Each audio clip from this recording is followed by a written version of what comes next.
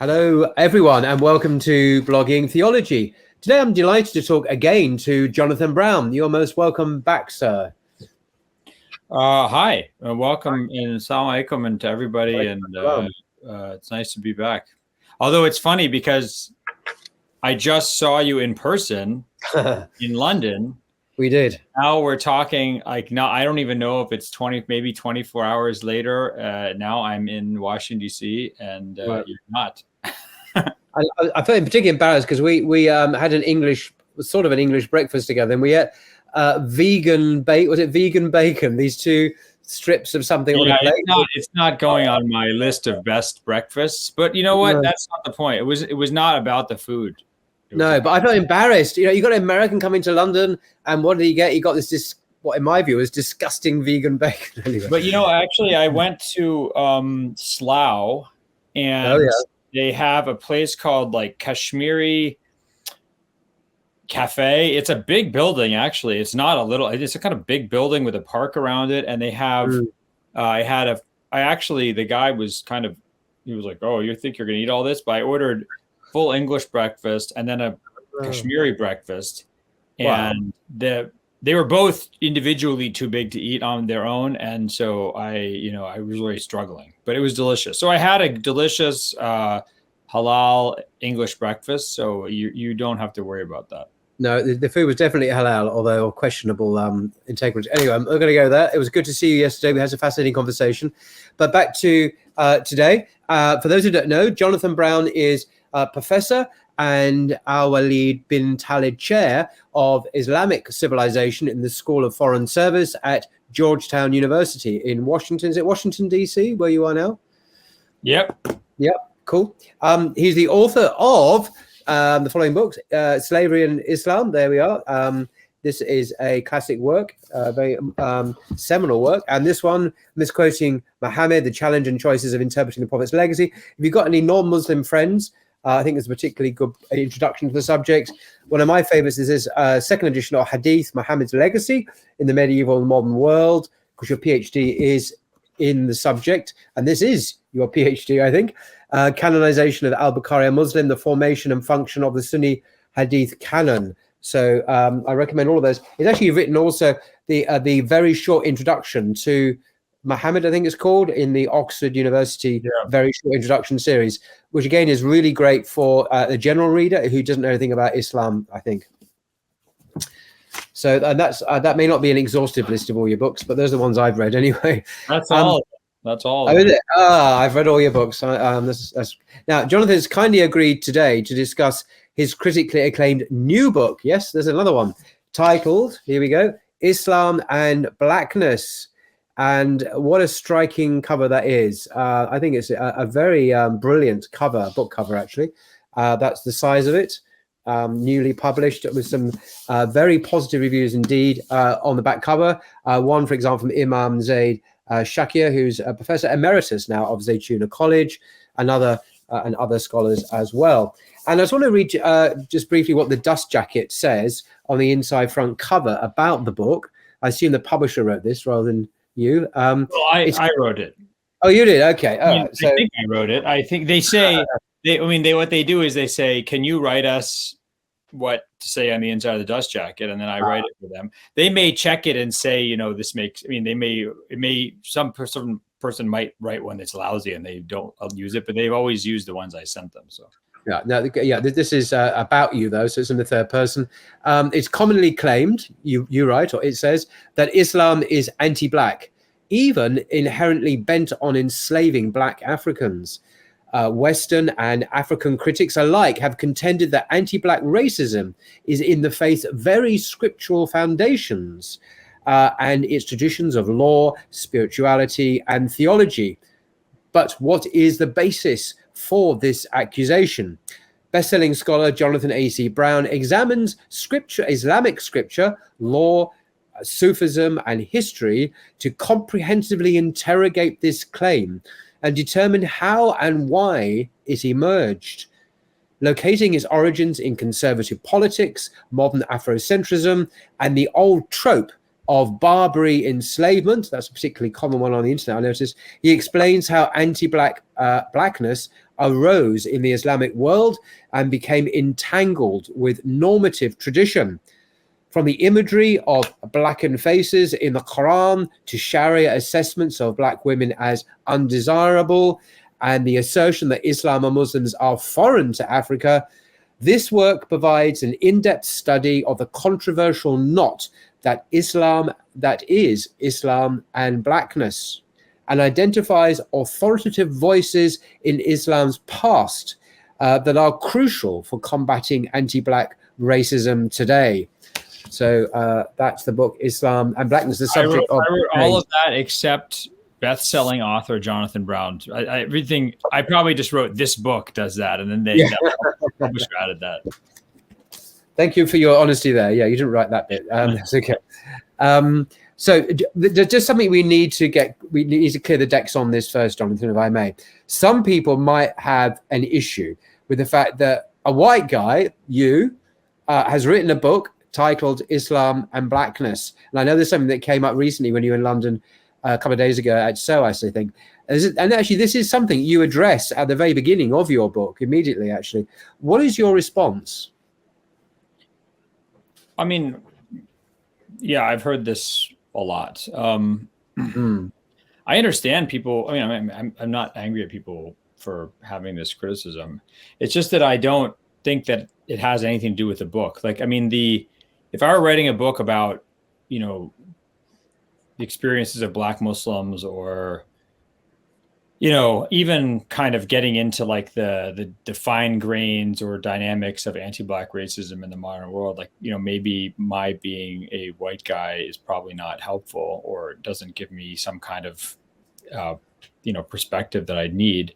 But this book it's a book of Islamic intellectual history, really. I mean, it's a book about how Muslim scholars over 1400 years dealt with, text and society interacted, and then how Muslim scholars dealt with their own legal and normative traditions in, surrounding questions of like race and color in their society. So it's really, I mean, I just wonder, like, if I were like a Black Muslim in the US, I'm not sure that would give me a lot more insight about what, a text written in like 9th century Baghdad is saying. I mean, it's just sort of, the only way that would make sense is if there was some kind of transhistorical, unchanging thing called blackness, so that if you're Black in America today, it's the sort of same as being Black in Baghdad in the 9th century. And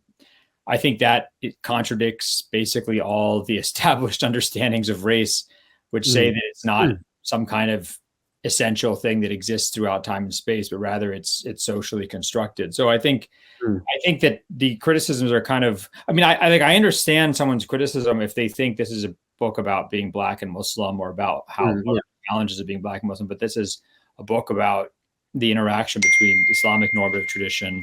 Let me just make sure my computer is not gonna ping every couple minutes. Focus. Okay, do not disturb.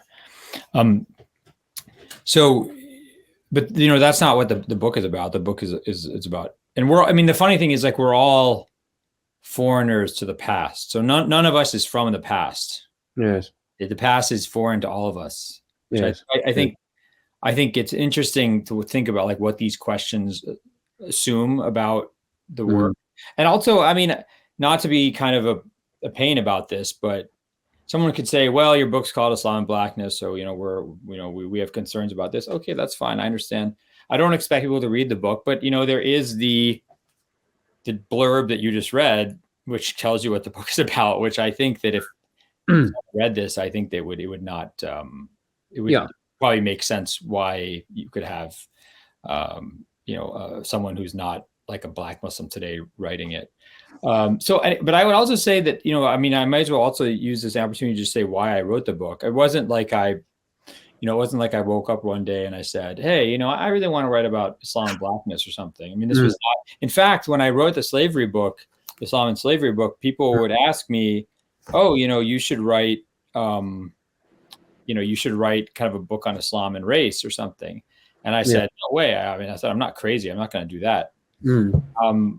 But what happened was in the summer of 2020, there was this debate, which actually I found out later is actually a recurring debate in some circles about that where some scholars, like actual professors in the US in academia, were saying that Islam at its scriptural foundations in the Quran, the Sunnah of the Prophet, right, that the normative tradition of Islam is itself anti-black. Not, Muslims are racist or something, but actually the scriptural foundations, normative, are anti-black. Yeah. So I kept getting these emails forwarded to me or questions, people, my friend, colleagues asking me like, hey, there's this debate going on and someone's bringing up this hadith and this Quranic verse and this fiqh opinion. And do you have any responses to this? I'm trying to figure out how to respond. And I was like, oh, okay, interesting. So I was like, okay, I'll look at it and I'll try and send you helpful information. And then I started to actually look into it, and I was like, oh, this is actually really interesting. And then I started to, in order to answer those questions, I had to look at other issues. Those raised other questions. Issues of context and history came up. And so before I knew it, I had a book on my hands. And that's how. Yeah. So it happened almost, not accidentally, but you had. Yeah, it actually was. It was entirely accidental. Right. It was something where I didn't think. It was a bizarre experience. But I mean, that's sometimes how even the slavery book, I didn't intend really to do it. It kind of came up. But I noticed is you do write books that tend to address these popular misconceptions or misunderstanding about Islam, obviously slave and Islam being one. And this one, I know you told me before, you didn't choose the title of this, misquoting Muhammad. This is kind of with reference to Bart Ehrman's misquoting Jesus. But and you do push back against misunderstandings in this book as well on Hadith, and so you do have a history of really tackling some of these red button issues as they arise in our culture. Even though you're not looking for them, they tend to find you, perhaps. I mean, I think what it is that I'm I'm Muslim, and I mean when I come across these questions, I also have these questions, right? So when I see these Hadith or a fiqh opinion that seems to be really shocking in the context of blackness. I mean, I also want to know what's going on. So, I mean, I think maybe one of the reasons I do this is that I am a member of the, I'm curious readers want to know. I'm a curious reader. I want to know the answers to these things as well. No, that's fair enough. Well, you touched on this briefly, but this is my next question to you. What is the argument of the book? In fact, you have a section of your book. What is the argument of your book? So funny you should ask. So I have a section in my book called, I actually have this in all my books, I think, which is called This is true. The Argument of This Book. So if you really don't want to read the book, you can read this section and it will tell you everything, or it will give you a summary. We'll tell you everything. I'll give you a very, very brief summary. Yes. Yeah. Okay. So I'm going to read it. It is 2 pages exactly. Yeah. What page is it again? I can't remember where it is now. Page 3 and page 3 to 5, but it's okay. Yeah. Though a contested concept, anti-blackness is most succinctly understood as racism directed against people of sub-Saharan African descent. Stereotypes about real or imagined Black Africans are nearly as old as historical records.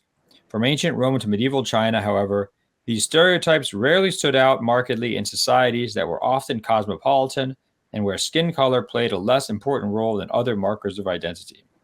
The notion that the rights and standings of people racialized as Black African were determined by that racialization became pervasive only in the early modern period with the rise of the Atlantic slave trade and Europe's powerful colonial states. The understandings of race and blackness that formed in the West, particularly in the United States, have profoundly shaped global discourse. They have forced a dualistic template of black and white onto social terrains from Mali to Karachi, which are often too dissimilar or complex for such a binary. They have bound Black Africanness and slavery in an essential relationship when the link between the two has often been incidental. And they continue to insist that Black as a mundane color descriptor cannot be separated from Black as a negative metaphor when no such essential relationship exists. Not everyone everywhere, and particularly not speakers of African languages south of the Sahara, has collapsed Blackness as skin tone and Blackness as metaphor. Neither has aesthetic preference always entailed judgment of human worth. Not all descriptions of color is a prescription of value. In the West, Islam and Muslims have been particularly singled out as anti-black, an accusation emanating from a centuries-old Western stereotype of Muslims as slavers, as well as from contemporary American conservative cultural and political agendas. Anti-blackness is rampant in much of the Muslim world, from North Africa to South Asia.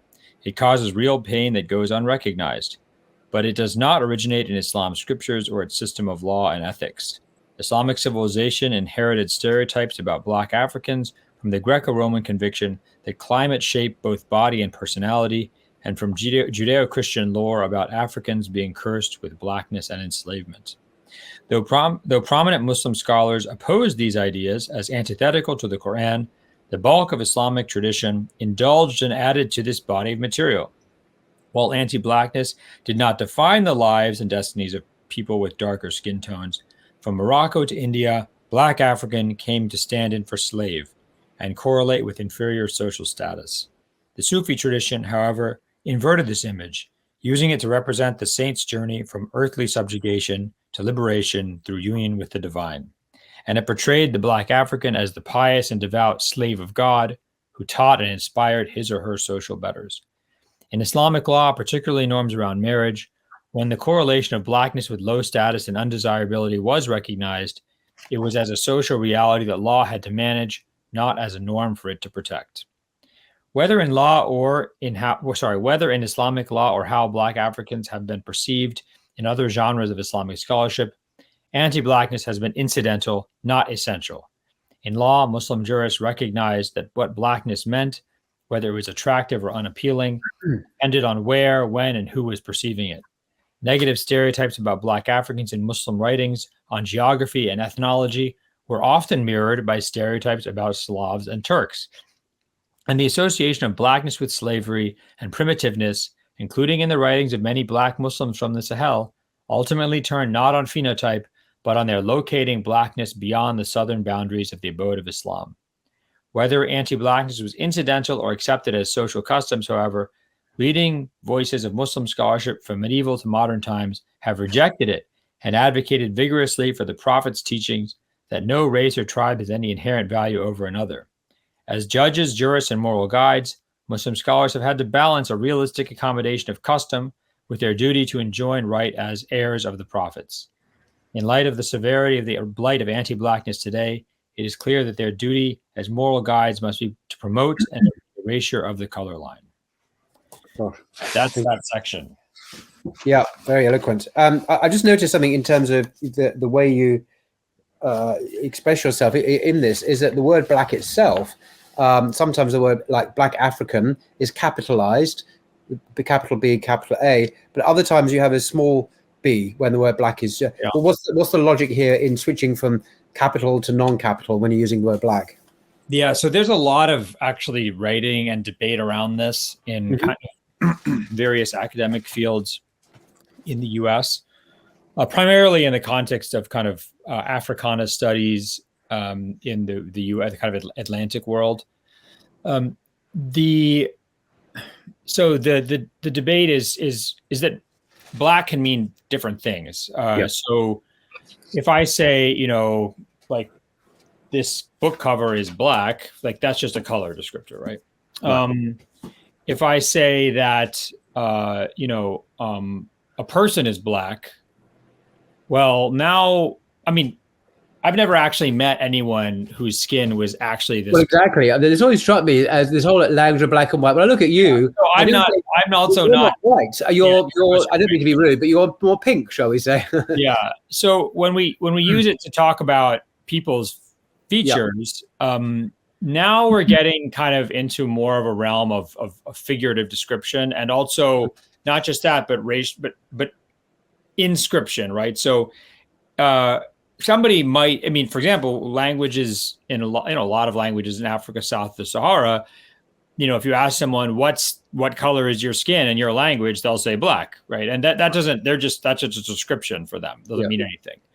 But when you say, when a British person or an American person says someone's black, or an Arab person says someone's black, there's also other kind of connotations about that come through history. Right. In addition, this is also very important, right? If you're like Herodotus, we know the famous Greek historian from Allahumma sayyid Muhammad from 400 BC. Yeah. Oh my God, he's not from Miletus. He's died he's from it's Bodrum, Halicarnassus. Yeah. So when he talks about Ethiopians being like black, he also says like Indians are also black. So for him, blackness, and this is actually not uncommon in the kind of Greco-Roman tradition, but also in the early Arabic tradition, that blackness is not just something about Africa. It also includes like people who are very dark skin toned in southern India, for example. Right. Okay. Yeah.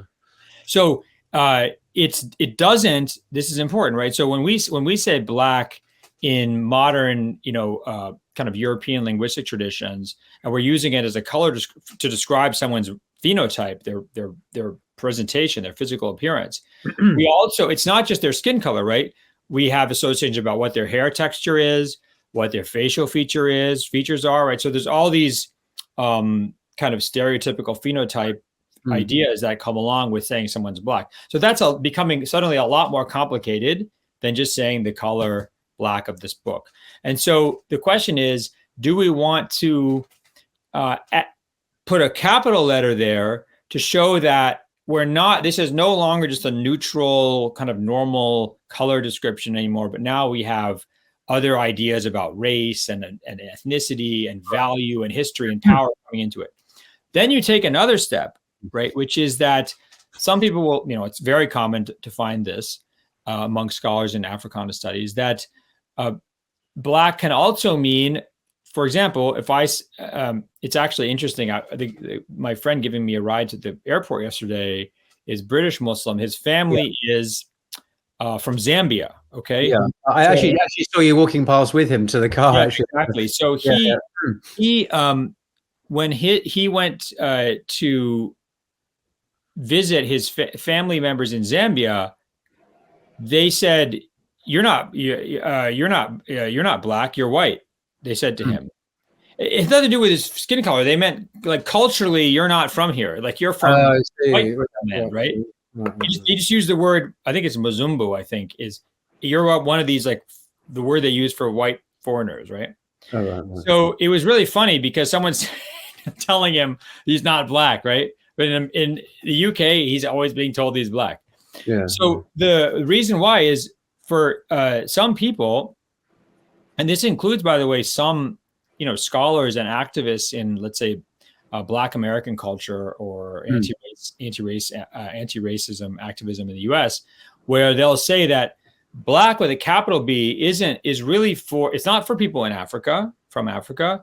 It's for people who are part of this diaspora community that had the experience of enslavement, of being taken away, of growing up in these kind of almost like Creole communities that have different cultural and racial kind of inputs into them in the 400 years or so since the or 4 even 500 years of the Atlantic slave trade and the European enslavement of Africans, and then exploitation of their labor in the Americas, and then the growth of these diaspora communities in the Americas, right? So in this case, black would mean, so someone would, you remember when President Obama there was these debates about whether Obama is black or not. People thought, what the heck is this? I thought he was black.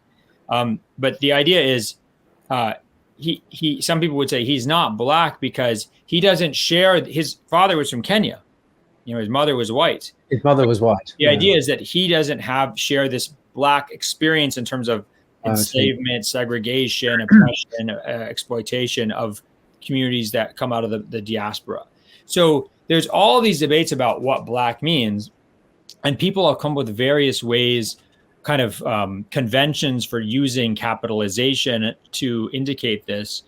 I think it's difficult because on the one hand, you want to kind of acknowledge and abide by these conventions. On the other hand, the problem is if you start to capitalize and not capitalize, it sort of becomes unmanageable because you're reading, let's say, some 10th century Muslim jurist or 11th century Muslim historian in Baghdad or Cairo or something, and he says someone's black, and you're like, do I capitalize this or not? I mean, I don't know what do they mean by this. I mean, if I capitalize or don't then I might be imposing my reading of what he's trying to say onto something that he might not mean. So what I say in the book is, if we're going to talk about like Black British or Black American, we'll talk about, capital B, capital A, right? Black American. Yeah. If we're talking about blackness as like a modern construct that we're discussing in the context of race and everything, I use capital B. But generally, I just default to lowercase because otherwise it becomes, you sort of you end up backing yourself into a corner and forcibly interpreting for the reader something that maybe the reader should be able to kind of encounter unmediated.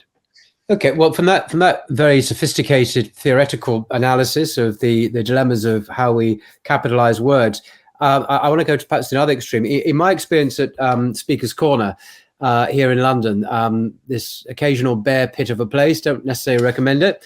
A lot of Muslims go there.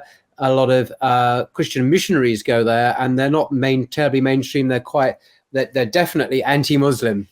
They all are, actually. I think there was one exception who wasn't polemical and hostile, and one particular issue amongst a number, one that came up repeatedly, still does sometimes, is what you call in your book the so-called raisin-headed hadith.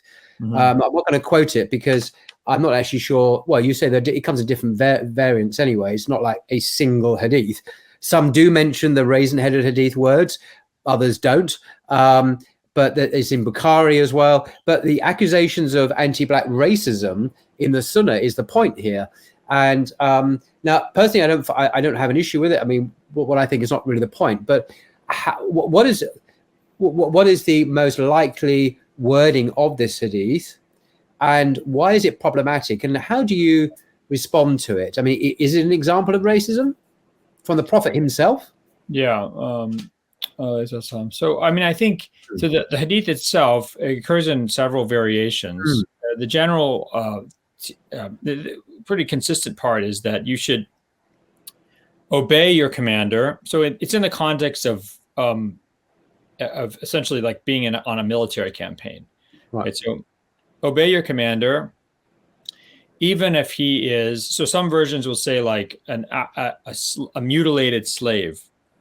Like a slave who's had his like nose cut off or ears. This is something you see in the kind of Byzantine tradition, actually, that sometimes slaves would be like mutilated, like have their nose parts of their ears cut off.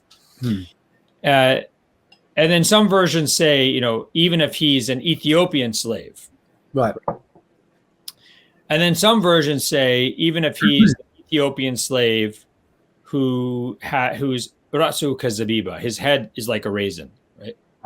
So the general meaning of the hadith is very clear. It's not really disagreed on, right? Which is that says that whoever is your commander, you obey them. It doesn't matter if they're someone you think is socially higher you or socially lower than you. Even if it's the lowest person in the society, this kind of mutilated slave, if they're in charge, you obey them.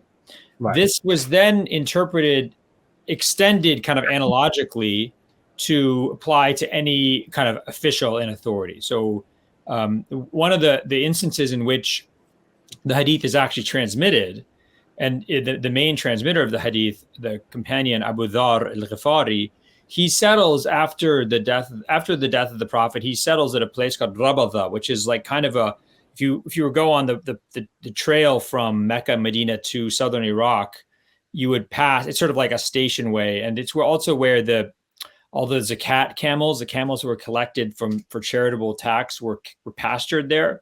So he lived there, and he one of this an official under the Umayyad government is brought out to, or the Muslim government is brought to, is there like assessing for taxation, and the official is an Ethiopian slave whose job is to do this, right? So the prayer time comes, And everyone's like, okay, Abu Dhar is seen, very old, companion of the Prophet. They say, you should lead us in prayer. And Abu Dhar says, no, like the gesturing to the Ethiopian slave official, he says, you should lead us because the Prophet said, obey your commander, even if he's Ethiopian slave, right? So he's almost interpreting this hadith. And so that becomes used. Well, not just that, but just the general meaning of the hadith is generally it's understood to apply to any official who's in authority. You obey them, even if they're someone you think is lower than you. Okay. Now let's put that aside. That's pretty simple. Then the issue is, so everything about the hadith is fairly straightforward, except this one clause, which appears in one actually very rare narration of the hadith.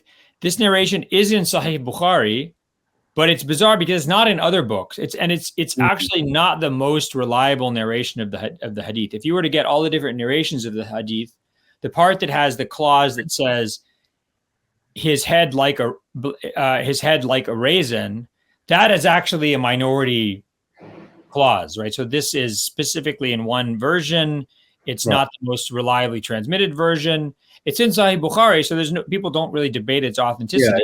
But if you were to say, like, look, we have lots of different versions of this hadith, which is the most reliable? It would not be. It would be the least reliable version. Okay. Sure.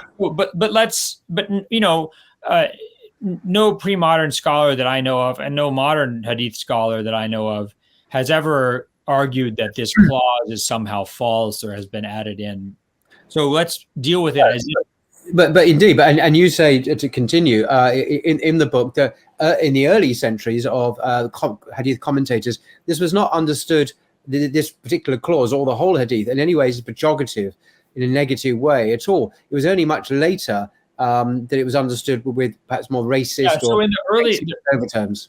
The earliest descriptions of scholars in like the 900s and 1000s, they just say, it just means that, for example, Ethiopian people's heads are like dark, their skin is like dark color, like a raisin. And they also say that they talk about the texture of like tightly coiled African hair. They say it looks like peppercorns.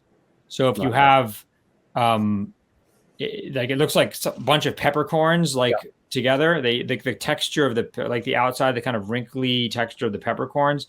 Yeah. So they say that it's the color and the texture of the raisin is like the texture of their hair. They just say like, this is what the Prophet means, and then they move on. They don't have a problem with it. Incidentally, I mean, I should add right now that it's actually it's hard to. Okay, so if you look at how African Muslim scholars use this hadith, it's the same, right? So they don't have, let's say like scholars like Muhammad Bello, the second ruler of the Sokoto Caliphate in what's now northern Nigeria, people like his father, Osman Danfodio, who died in 1817, the founder of the Sokoto Caliphate. People like Sheikh Muhammad Amin al-Harari, who just died a few years ago, who's actually Ethiopian, right? So he's not just, he's actually the exact ethnicity that's being described in the hadith. None of them have they don't ever say anything about the hadith that indicates that they consider it to be like offensive or something. They just, in fact, Muhammad Bello and Osman Danfodio, they just use it. They actually use it in instructions to their commanders, like in how to act on campaign. So what does happen roughly in the sort of 1100s, 1200s, amongst hadith scholars who are living from kind of in the kind of Cairo, Syria, greater Syria, kind of Iranian world, is you see a shift to a much more pejorative language, right? So what they'll say, again, they're not trying to say anything pejorative, but the way they read it shows much more of a kind of social openness or contextual openness to a negative meaning. So they'll say things like the reason why the Prophet is using this example is because, Ethiopian black slaves are the sort of the most disregarded, sort of lowest rung of the social ladder. They'll say that they're, the smallness of their heads has to do with like their stupidity, their lack of reason, their ugliness, right? So you get a lot of like just kind of a lot more negativity. Whereas the early commentators, they're just like, it's color and texture, and that's it. And they don't really go into it anymore. So there's definitely after the 1200s, and that really continues into the, essentially early modern period, or maybe even to the modern period, depending where you're looking, that the negativity really, it becomes much more pejorative, and you see kind of the reading into much more reading into the stereotypes about ugliness and stupidity and lowliness associated. Because I know this is purely subjective, but I know some Ethiopian brothers in London. I would never ever think they were ugly or stupid. I mean, it's just, I'm just wondering where this idea comes from. It's not obvious that this would be something that could be said. And even the raisin head thing, maybe I need to go look at some Google images of raisins, but I just, it's not obvious to me that this is a collected description either. But hey, I mean, here's the thing. Like, I mean, so what's interesting is I remember I was reading this French ethnographer did a study on this in the 1960s on this oasis in Algeria. And she talks about describing the hair of some of the people who live there. She says it looks like peppercorns, which I thought was really, I was like, wow, like this is a person who's coming with the same description of peppercorns, not raisin. But right. I would say that it's interesting, right? One of the kind of pitfalls of this sort of looking into the past is that we tend, especially on issues of race and blackness, there's kind of been this globalization of American conceptualizations of race and what it means, not just kind of globally today, but actually kind of retroactively, imperially into the past. So it's sort of Western, it's like American cultural conquest, not just of the present, but of the past, which is kind of horrific, right? And so there's always this idea that what blackness means to Americans is somehow what it means to everybody in the past, or the present, which is just totally untrue. Yeah. So one thing you find that's very interesting is, and by the way, this is the same thing with Herodotus. Herodotus talks about the Ethiopians being the handsomest people. Does he? Right. Okay. The handsomest race, right? Interesting. Then what's interesting is there's a book written in the 1500s, the late 1500s, by a Medinan scholar named Ibn Abd al-Baqi, who's actually a khatib, like a guy who gives the sermon, on the Friday sermon at the Prophet's Mosque in Medina. So him, you can see in his work, in other works from the 1600s, 1700s, 1800s, early 1900s from the Hijaz, including foreigners who go there, like Snoeck, the Dutch foreigner, like this one Scottish traveler, Bruce, who travels there in the 1700s trying to find the source of the Nile.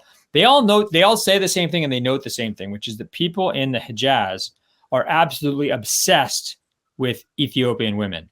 And by Ethiopian, they mean both kind of Horn of Africa, so Ethiopia and Somalia. Yeah. These are considered the most beautiful women, and they're obsessed. So this one guy, Ibn Abd al-Baqi's teacher, he's writing all this love poetry about Ethiopian women, how much he longs for them, and he has like some concubines who are Ethiopian, and it's so bad that he also has to write a poem to his wife, apologizing for his obsession with Ethiopian women. So on the one hand, you could say, well, these people are definitely not ugly, according to Hijazi men from as far as I know, the 1500s, pretty consistently from the 1500s to the 1900s. Okay. Mm-hmm. On the other hand, Ibn Abd al-Baqi in the same book, right? I mean, he has a whole section about the beauty of Ethiopian women, and then he moves on to how ugly Zanj women are. They're ugly. They're stupid. They are lousy parents. They're, I mean, just so what is Zanj? Zanj for him, and the general way it's used in kind of Arab Islamic civilization, is it's people from further south on the East African coast. So kind of, you can imagine kind of Ethiopia and Somalia, and then you're going south down into, Kenya, Tanzania, Malawi, that area, right? That those people brought in from the inland on and on the coast. So these people he sees as completely different, and he considers them extremely ugly. And this is very widely held in kind of Islamic civilization in the medieval to the early modern period, roughly from North Africa across through the Middle East into Iran and northern India. Very common opinion. But the reason I bring this up is you see like that this something that we in the US would just categorize as black, that for someone like Ibn al-Baqi are two totally different groups that he has absolutely diametrically opposed assessments of in terms of their beauty. Yeah, no, that's absolutely that's very fascinating. Actually, I think we have to ask the question just for the record, in case anyone is unaware. What did the Prophet Muhammad, upon whom be peace, teach about race, and what really matters to God? Because he did teach things. So, it's very. I mean, the Quranic rule is very simple, right? Akramakum indallahi atqakum. The most noble in God's eyes is the most noble of you, according to God, is the most pious, the one with the most taqwa. Okay. Then, of course, we also have the Prophet ﷺ saying that, that in his famous farewell sermon, the Arab has no virtue over the non-Arab, and the non-Arab has no virtue over the Arab except by their deeds. And the black and the black and the red, which is interesting. We can get into that if you want. He's the black person has no virtue over the red, and the red has no virtue over the black person except in their deeds. So what is red? Sorry, because I actually don't know what is red in the modern understanding. It's very interesting. So in early Islamic Arabic and kind of pre-Islamic Arabic, as far as we know, if you're going to use a bipartite division for people for their appearances, so two groups, you have black and red. So and most scholars would say that Arabs were in the black group. So the Arabs would lump themselves with Ethiopians, Southern Indians, and everyone like that, right? So they would say we're black. The reds would be people who are like lighter skinned from maybe the north in the Mediterranean, kind of Syrian, Anatolian populations, right? So that's how they said white, black, and red, which is interesting, by the way, because when you go back and you look at like, let's say, ancient Egyptian artwork, and even some of the pre-Islamic Arab depictions we have some like at Qaryat al-Faw from roughly maybe 200 or 300 AD, 300 of the Common Era, place that's about kind of south east of Mecca. There are some wall paintings, and it's the same as the way Egyptians portray themselves in kind of ancient Egyptian art that we all know about, right? They draw themselves a red color, almost like an ochre color. So they call themselves red. Whereas they'll portray like a Nubian or an Ethiopian as literally black colored, like this book color, or sometimes a kind of a brownish color, a lighter black. So it's interesting that, this idea of considering what we might think of as like an Arab or Middle Eastern phenotype being more red colored than anything. But what's also interesting is when that's not very common, right? So generally when Arabs talk about, they'll either early Islamic Arabic, pre-Islamic Arabic, you either have the bipartite division of red and black, or you have a tripartite division of black, white, and red. Black being very dark-skinned, including Europeans or dark-skinned Arabs. White would be sort of what we think of like a Mediterranean complexion, which is interesting because who came up with the idea of saying white people was the Romans. The Romans used the word albus to talk about a Mediterranean complexion. You and I, Paul, would not be white for ancient Romans or for Republican or early imperial Romans. We would be what's called pallidus or candidus, which means pallid. We're basically pallid colored. We're not white in the Roman kind of taxonomy of phenotype and color. But the white, kind of that idea of a Mediterranean look, is what the Arabs meant when they said white. It's sort of like, so the Prophet ﷺ was described as white. Exactly. This is. I was just going to ask you on that very point, because it has caused some controversy in terms of. So he wasn't really an Arab or something, because he's described as white. What that means is he sort of has like a, medium olive tone, a kind of a, sort of a Mediterranean picture, kind of an Arab or Italian or Greek. Anthony Quinn. Let's go with Anthony. I feel like that's how Anthony Quinn, because he played. Did he play Hamza in the Message, the film? I mean, yeah, he did. I mean, I don't know. He also played Auda Abu Tai in Lawrence of Arabia, and Zorba the Greek, and another guy in Allahumma Sayyid Muhammad in Guns of Navarone. But I don't know how much makeup on Anthony Quinn had. Well, this is true. He could have been heavily made up. But think of Anthony Quinn in all those movies, and that's probably pretty good, But I mean, the point is that he's a Greek and he's an Arab at the same time. So that's white. So you have black, white, and then red, which again is sort of like a lighter skinned Mediterranean person, a lighter skinned Persian person, Turks, Byzantines, Russians.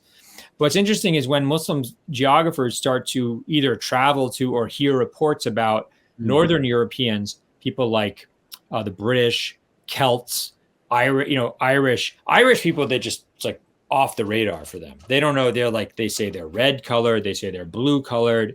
They have this stringy red hair, stringy blonde. Oh no, but that might be because the Celts sometimes were portrayed with wearing blue makeup. That might be it, but my guess is, and I don't know for sure, my guess is that it's, if you people who look really, really white, light skin, you can kind of see their veins, the blue of their veins a lot. That's my guess. But the woad thing might be. I'm going to go for the woad thing. I prefer it because it's a more exotic explanation. Yeah, I mean, but that's an interesting question. So,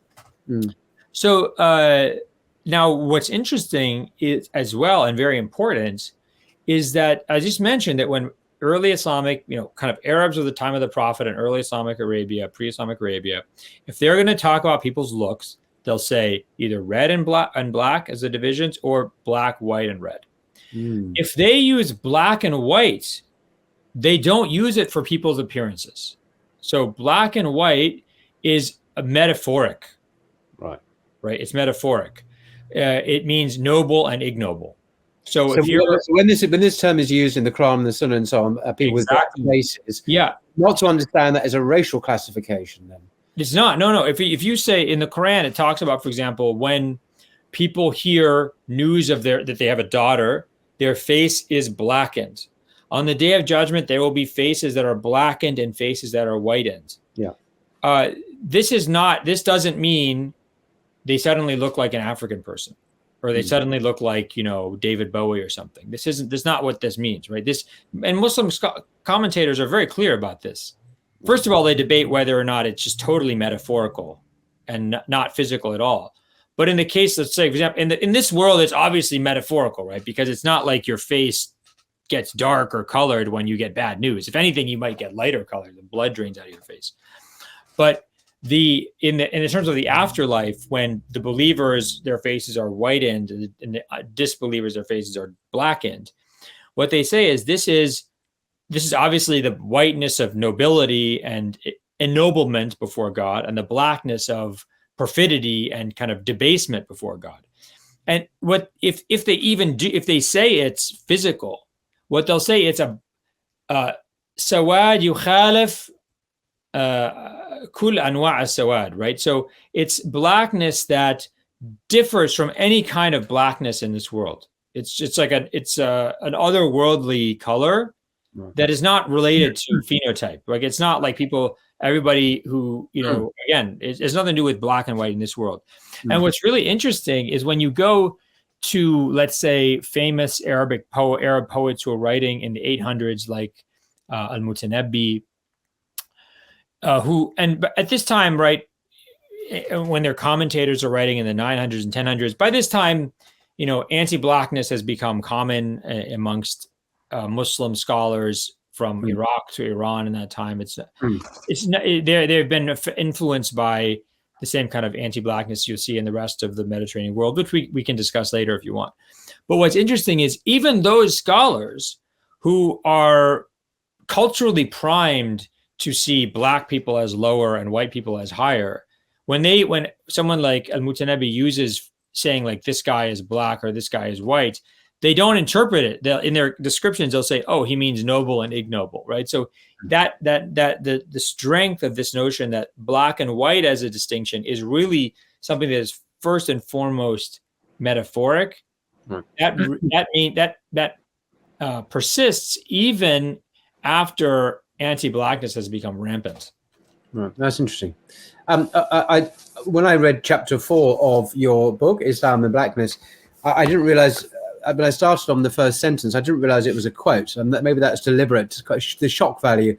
The chapter is entitled "The Western Narrative of Islam, Slavery, and Anti-Blackness," and the chapter begins. I'll just read the first couple of verses. I'm going to say a couple of sentences.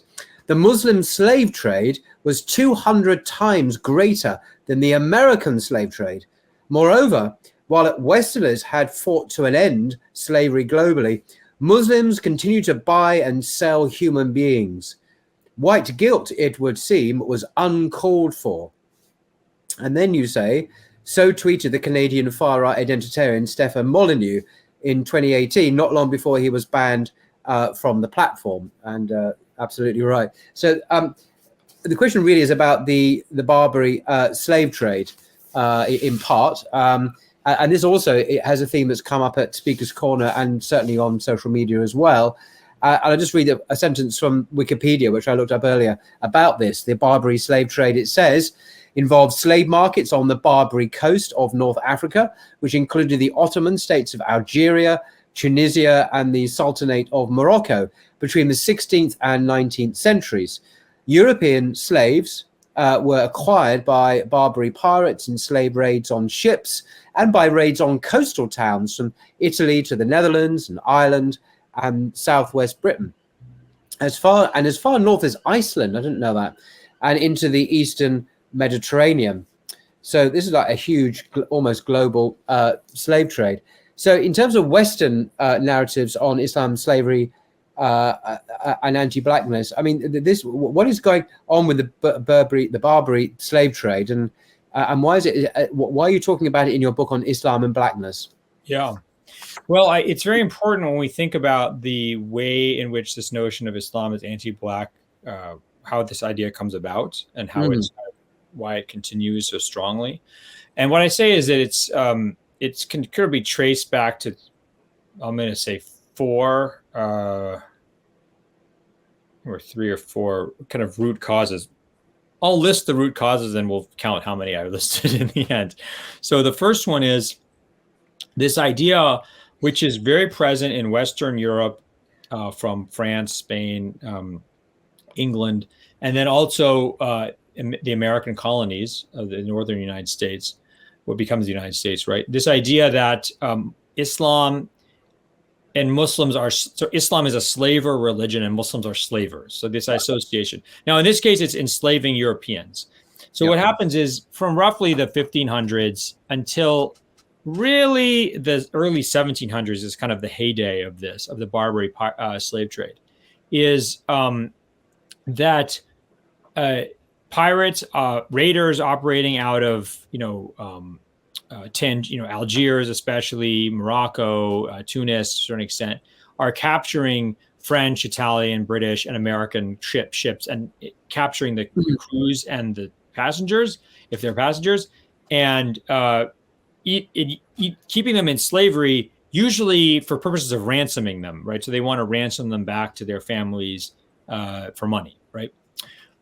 So that's the Barbary slave trade. And this is like this is a real issue. One guy who's a famous guy who is, remember, that's what Robinson Crusoe in his story, he talks about being, in fact, I think maybe even the author was captured at one point.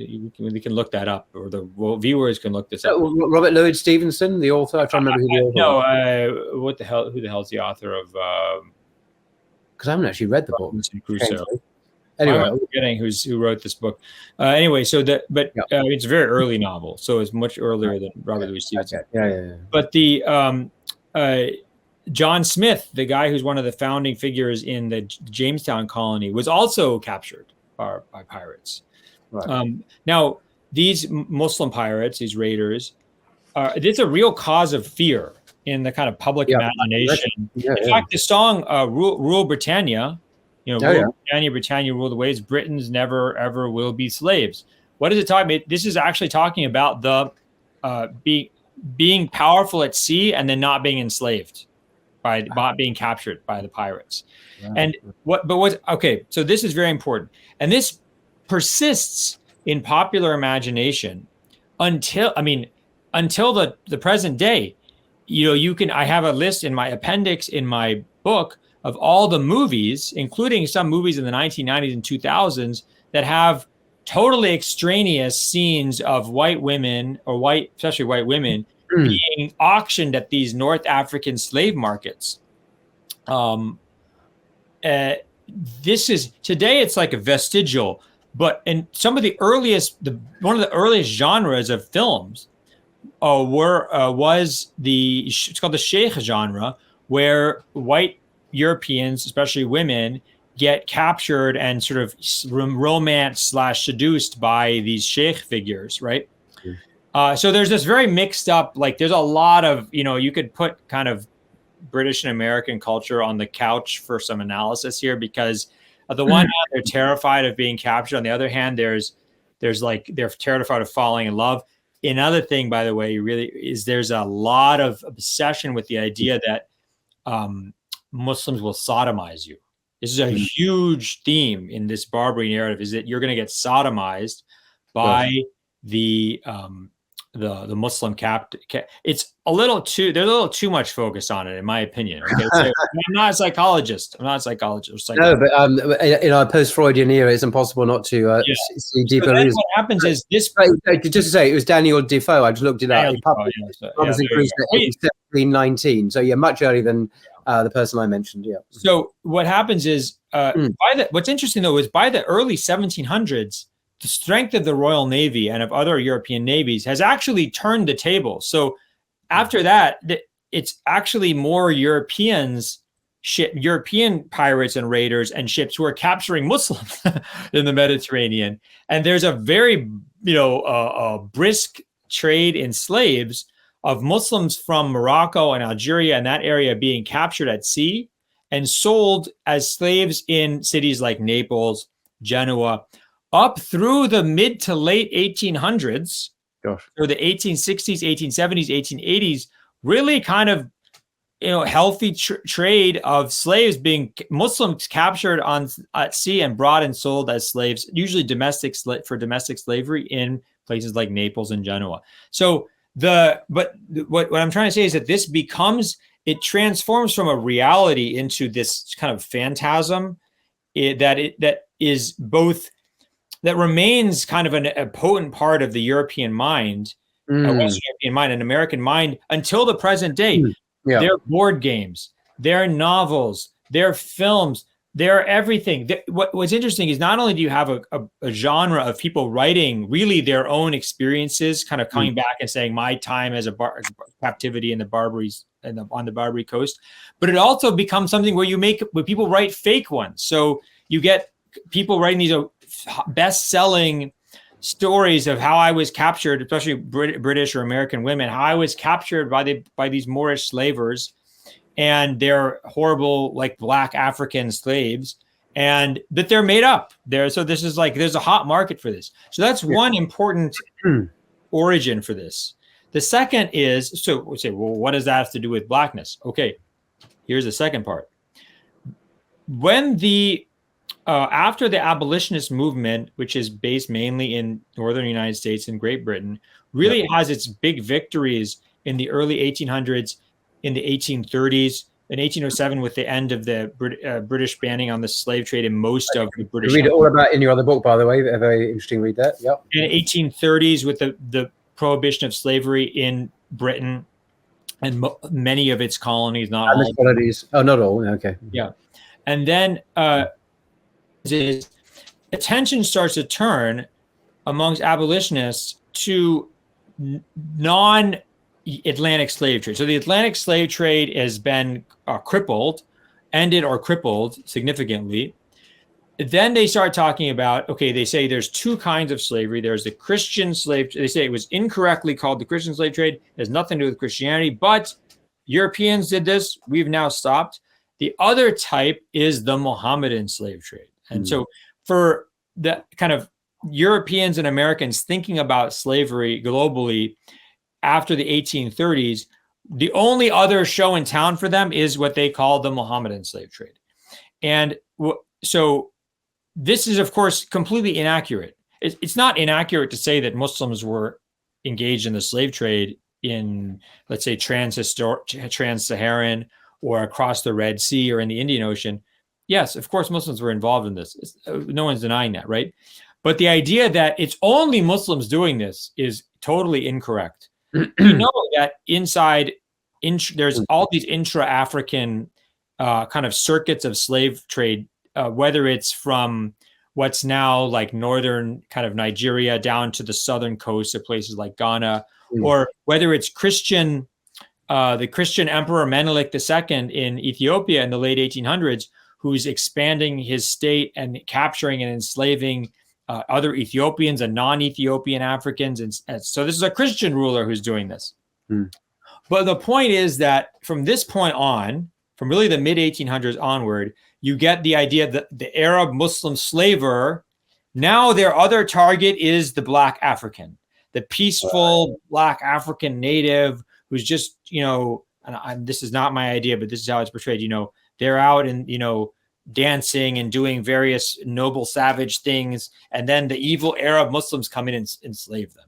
Remember, well, first of all, what are some of the most successful early films? Tarzan movies in the 1920s. Why, in Edward Rice Burroughs' novels and in the movies, why is Tarzan there? Why is his family there that they can be washed up on the coast and he can grow up and be raised by whatever, the tiger or the monkey or something, the gorilla, right? Why is it? His family is part of the British effort to end the Arab slave trade, right? So now you have a new theme, a new story, which is the white British and Americans who've come in to help save the Africans, the Black Africans, from the evil Arab slave traders. Okay, then you add, here's the third root cause. Where both of these ideas are now kind of bubbling in the Western cultural imagination, the kind of vocabulary of Western European and American culture. Arab slavers, Arabs as enslaving Black people. If you're a conservative who's trying to claim the kind of moral high ground of Western civilization, or its sort of role in the vanguard of human moral perfection or moral advancement, this is a great way to kind of shift the blame. So you can say, yes, we were engaged in the slave trade, but we repented. We tried to end slavery. The Muslims never did. The Arab Muslims they never repented. They're still doing it. This is what the Stefan Molyneux was doing. And by the way, he's just one person. If you Douglas Murray says the same, he said the same thing on Bill Maher's show after the book press. He came on the show and said this. You can find it if you just go look at kind of these more conservative or sort of West is best, West supremacist figures in the public life. They'll regularly bring up the idea that the Muslim slave trade was equivalent to the Atlantic slave trade, and unlike Europeans who realized it was wrong, Muslims have never realized it's wrong. Right? You see this over and over again. In fact, and I go into this in some detail in my book. It's not. It may be true. It's very hard to calculate, but it may be true that from around 700 AD until 1900 AD, that slightly more people were removed from Africa than by Muslims than were removed from Africa by Western Europeans. But one has to remember that the Western European slave trade is basically, 3 centuries, roughly essentially 3.5 centuries, Whereas, so you're talking about 3.5 centuries worth of enslavement compared to 12 centuries, 1,200 years or 1,300 years. So the intensity and the violence of the European slave trade I think, is not comparable, and it's far more severe than these various kind of Muslim Islamic slave trades. And of course, then there's all sorts of problems about calling anything like Muslim slave trade, Islamic slave trade. What does that mean? I mean, what does it mean if somebody is, somebody one day becomes Muslim and they're still a slave trader? Is that now the Islamic slave trade? Some of the people engaged in the slave trade are local African potentates. I mean, this was very common. You didn't go, it wasn't like these raiders went in and just started grabbing people. They would go and buy them from people who had already captured them or who were selling their own members of their own communities. So I'm not trying to say that, Muslims have no blame or Arabs have no blame and all this. By the way, then Arab slave raiders from the Gulf, for example, would go to Zanzibar in the 1800s, and they would just start raiding the Zanzibar island and taking Muslims. They would start taking the local Muslims as slaves. And this is something that the Sultan and local communities are extremely angry about, and writing protest letters. Like, these people come from like what's now UAE area, kind of Persian Gulf area, come down and raid and taking people who are Arab speaking Muslims as slaves. So it's very complicated. Anyway, so the point I want to make is that you have this idea of the Arab as slaver and Arab as enslaving blacks, and the Arab as the kind of unrepentant, uncured slaver is very useful for conservative Western conservatives who want to push for like a West is best, Western superiority to others narrative. Now, who then picks this up? The fourth very important kind of source for this, not temporal source, but in terms of who's driving it, like who's really revving this engine and keeping it going, is Israeli public diplomacy. This is, someone might say, oh, here he goes. Protocols of Elders of Zion. Yeah, you call it Zionist. You mentioned there's a Christian Zionist, Israeli Zionist, and others. Yeah. Yeah, this is well documented. I didn't go and document this. This is well documented, right? That the role of Israeli public diplomacy, either by American Zionists or by Israelis, in one, Islamophobia, the propagation of what Nathan Lean calls the Islamophobia industry. Two, the narrative of Muslims as anti-black. A lot of films that have these plots are produced by Israeli producers. They're produced in Israel with Israeli actors, right? Why is this? The question is why. Yeah, so what's the political reason? Israel was one of the earliest supporters of the South Sudanese liberation movement in the 1960s. It allows you to break the solidarity, the kind of, first of all, Cold War, third world, non-aligned movement, colonized world movement of solidarity between colonized peoples. So Black Africans and Arabs, maybe North Africa and Sub-Saharan Africa, right? You break the solidarity between them by promoting the idea that the Arab North and Muslim North is a predatory slaving force on the real Africa, right? Quote unquote, the real Africa. Then another thing is they'll highlight anti-blackness in Middle Eastern Arab society. So they'll say, and you can see this, it'll come out every couple of months. You don't have to go back and look in history. Just wait around and watch for discourse online. When you have someone like Allahumma salli Muhammad, I forget his name. I'm forgetting his name. But every time there's like kind of effort or by some kind of Black American thinkers or writers to talk about solidarity with Palestinians between like Black Lives Matter and Palestinian lives, you'll see in like Jerusalem Post or something will pop up an article saying, oh, how do you have solidarity with Arabs when they call Black people slaves? And, Saudi Arabia and Palestine, these are all, places where they treat Black people terribly. So there's a you'll repeatedly see this idea of Arab society and Arab culture as anti-black brought up in Israeli media, in pro-Israel media in the West, to fragment or fracture the possibility of kind of black Muslim or black Arab or black Palestinian solidarity against. It's a strategy, isn't it, to manipulate public opinion with a view to protecting the what some have called the apartheid policies of the state of Israel by, as you say, fracturing. Human Rights Watch has referred to it as this. Yeah, and even the Economist talks division, divide and rule, basically, by bringing in this. So, and this, and in like other examples of going off subject, but where public opinion is manipulated to reach certain conclusions on events that happen in our world. So we don't live in a, we've got to be wary of fake news and how we're being manipulated. Yeah.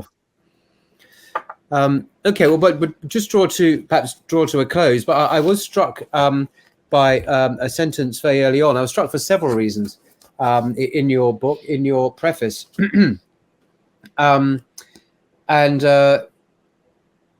you said one comment on social media, however, stuck with me. A black Muslim asked me, with the sincerity of a Muslim brother, "Do you know what it feels like to be considered subhuman?" And you replied, "I do not. Once in the outskirts of Dhaka, as I sat with the family that raised me there, a toddler came into the yard, saw me, and started bawling in fear. That is the one time in my life that I've ever felt singled out by my race. And it was more entertaining than anything else," you said. "Throughout my life, I have been treated like royalty at home and abroad." And I thought, that's very revealing. And I can actually, in a smaller way, relate to that. When I went to California, San Francisco airport, just a week or so ago, long queue of people. And, I was anticipating being interrogated or asked questions. And I knew what questions they'd ask because I heard everyone else being asked them ahead of me. So what's your length of your stay? And what's the purpose of your visit? And I saw people in front of me, people of different ethnicities.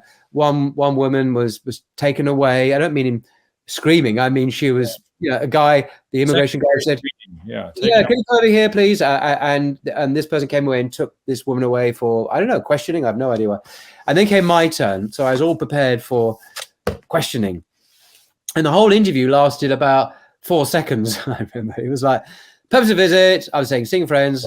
How long are you going to be here for? 5 days. Off you go. And it was like whoosh straight through. And I thought, hang on, that's it, and why? You see, because I've been told all these stories by Muslim friends of mine, Muslim brothers, who most of them are not white, about the experiences they had at U.S. immigration. And there's not a point about U.S. immigration particularly, but same in Britain as well and elsewhere. And I didn't have that problem, and I have never had that problem. Maybe I will now.